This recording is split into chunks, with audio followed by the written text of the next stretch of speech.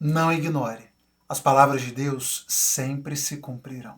Por mais difíceis que pareçam, por mais improváveis que pareçam, as palavras de Deus sempre se cumprirão. Por isso, não as ignore, não duvide, não tape os ouvidos. É importante que estejamos sempre atentos e obedientes às ordens do Senhor, porque aquilo que ele anuncia, aquilo que ele diz, sempre se cumprirá. Por mais que eu ou você possamos ter dificuldade de acreditar nisso. Isso fica muito evidente ao longo da leitura do livro de Jeremias, e especialmente quando chegamos ao último capítulo, o capítulo de hoje, o capítulo de número 52, nós temos o desfecho dessa história que foi anunciada ao longo de tantos anos. Por 3 décadas, o profeta Jeremias anuncia a destruição de Jerusalém, o juízo de Deus sobre o povo, adverte sobre os seus pecados, diz que o Senhor traria um castigo severo por causa das suas maldades, por causa das suas perversidades, mas o povo não ouviu.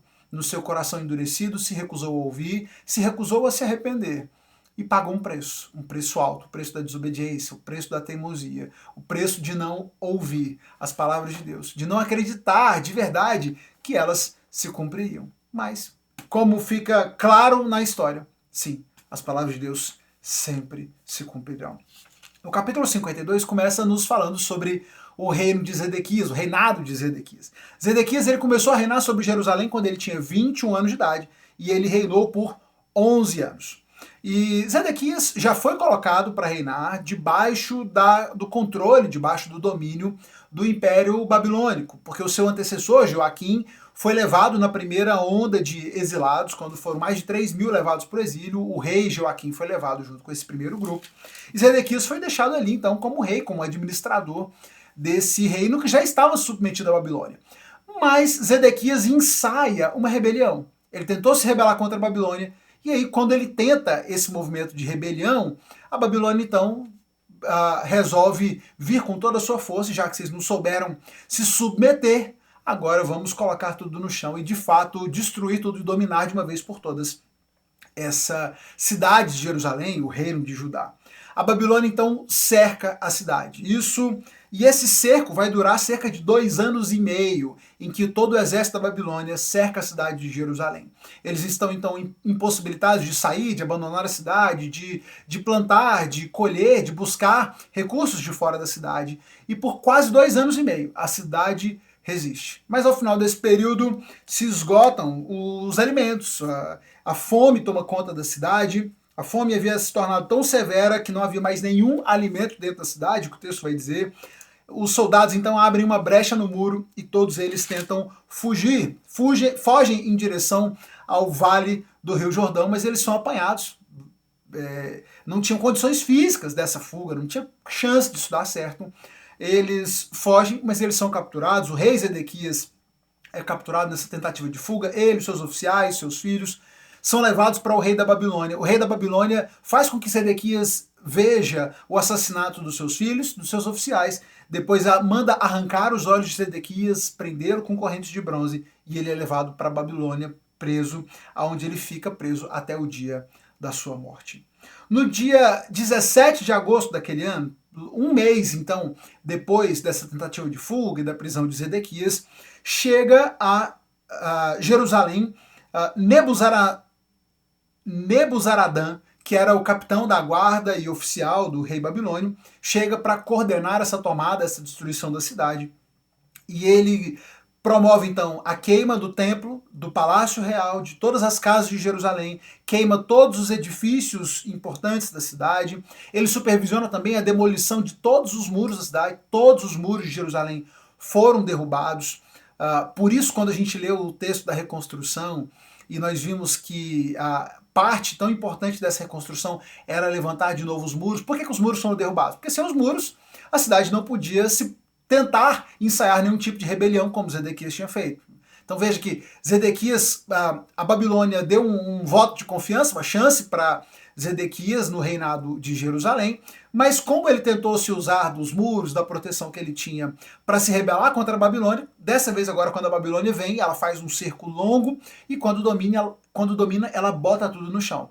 Destrói os muros, o templo, os palácios, as casas da cidade, queima tudo, pilha, né, rouba todos os itens de valor do templo. O texto diz que as colunas de bronze foram despedaçadas, o tanque de bronze, a base do templo, que era feita de bronze, todos esses utensílios foram despedaçados. Todos os utensílios menores do templo, que eram de bronze, de prata e de ouro, também foram coletados e toda essa riqueza foi levada para a Babilônia. O texto chega a dizer que o peso dos utensílios de bronze, o peso de bronze que foi levado era incalculável, porque eram utensílios muito grandes, eram colunas, eram tanques, e toda essa riqueza foi levada para a Babilônia. Nebuzaradã também leva como prisioneiros o sumo sacerdote, o auxiliar do sumo sacerdote, oficial do exército, 7 conselheiros pessoais do rei, o secretário do comandante do exército e outros 70 homens do povo, que foram levados então para o rei da Babilônia, e lá o rei da Babilônia determina que todos eles fossem assassinados, que eles fossem mortos também, e e mais algumas pessoas então são levadas para o exílio. O texto faz uma contagem geral desse povo, desse remanescente que é preservado e que é levado para o exílio na Babilônia. 3.023 judeus foram levados para o exílio na Babilônia na primeira leva, no 9º ano do reinado de Nabucodonosor, mais 832 pessoas foram levadas de Jerusalém na segunda leva, no 18º ano de Nabucodonosor, e no 23º ano, mais 745 judeus ao todo. Então 4.600 pessoas foram levadas para o exílio na Babilônia. O texto conclui a narrativa dizendo que no 37º ano do reinado do exílio de Jeoaquim, então o primeiro rei que tinha sido levado para o exílio, Jeoaquim, no 37º ano do seu exílio ali na Babilônia, um novo rei assume o comando do rei da Babilônia, né? Evil-Merodach assume o reinado da Babilônia, foi bondoso com ele, o libertou da prisão, permitiu que ele convivesse ali em liberdade, mas ele permanece na Babilônia, mas o libertou desse ambiente de prisão e colocou ele em situação melhor de cuidado, roupas novas, e ele pôde se alimentar ali também junto com participar da alimentação e receber os cuidados ali dentro do palácio do rei da Babilônia. E assim nós encerramos a leitura do livro de Jeremias, com a concretização de tudo que o Senhor havia anunciado. Tudo que esse povo nunca acreditou que fosse possível. Eles não eram capazes de mensurar que uma cidade tão forte, tão imponente, com tantas riquezas, com um Deus tão poderoso, pudesse ser completamente destruída, como Jeremias vinha dizendo. Não fazia sentido, as palavras de Jeremias soavam como loucura. Como, com muros tão altos, seriam derrubados? E de fato, deu trabalho, foram 2 anos e meio de cerco à cidade, até que eles ficassem sem comida, precisassem tentar fugir. O processo foi longo, foram longos anos de acontecimentos, de sofrimento, de tentativas do Senhor, oportunidades de Deus, mas tudo aquilo que Jeremias havia anunciado, de fato, se cumpriu. Por isso, diante dessa leitura de hoje, a reflexão que eu deixo é muito simples para nós nesse dia. Não duvide. Não duvide das palavras de Deus. Aquilo que ele disse, aquilo que ele fala, por mais improvável, por mais impossível que pareça, sempre será concretizado, sempre acontecerá. As palavras de Deus nunca falharão. Por isso não duvide. Por isso, ouça com atenção, ouça com humildade, esteja disposto a obedecer essas orientações de Deus, sejam palavras que te convoquem ao arrependimento, a rever os seus maus caminhos, seja obediente, sejam palavras que te convoquem à ação, que te indiquem um lugar para o qual você deve ir, uma missão para a qual o Senhor esteja te convocando. Obedeça, obedeça, sejamos obedientes ao Senhor, independente da circunstância, se as palavras são de ânimo, são de condenação, são de aflição, de alerta, obedeçamos sempre, ouçamos sempre, porque as palavras de Deus precisam ser levadas a sério. O Senhor não libera, não usa palavras em vão, não diz coisas quaisquer, não faz ameaças vazias. Aquilo que ele diz, ele fará. E ele tem capacidade e poder e controle sobre todo o universo para fazer qualquer coisa que ele quiser, em qualquer lugar e em qualquer tempo. Por isso, ouça atentamente e obedeça às palavras do Senhor. Um breve parênteses para a gente encerrar. Quando eu falo para você obedecer, aceitar, acatar as palavras do Senhor, eu acho que vale a pena a gente fazer um asterisco aí, para que você não se deixe levar e tome cuidado com aqueles que dizem trazer palavras em nome do Senhor. Nem todo aquele que diz, nem todo aquele que vem com o discurso do eis que te digo, eis que o Senhor mandou te dizer, fala de fato em nome do Senhor.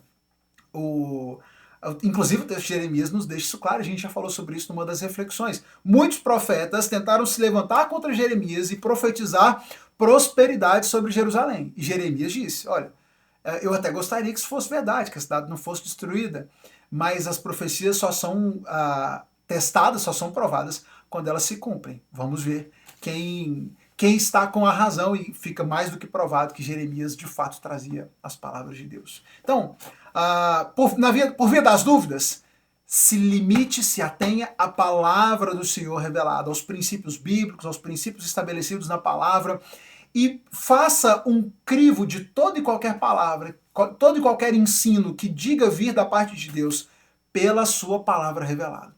Todo e qualquer ensinamento, palavra, profecia que diga vir da parte de Deus, mas que não esteja em profunda coerência com a Bíblia, não deve ser considerada, deve ser sim prontamente ignorada, porque não é palavra de Deus, não vem do Senhor. Mas aquilo que vem dele, ouça com atenção, ouça com humildade, com obediência e contemplemos com alegria a concretização de tudo aquilo que o Senhor nos anuncia. Como é bom saber que podemos confiar na palavra, nas palavras do nosso Senhor.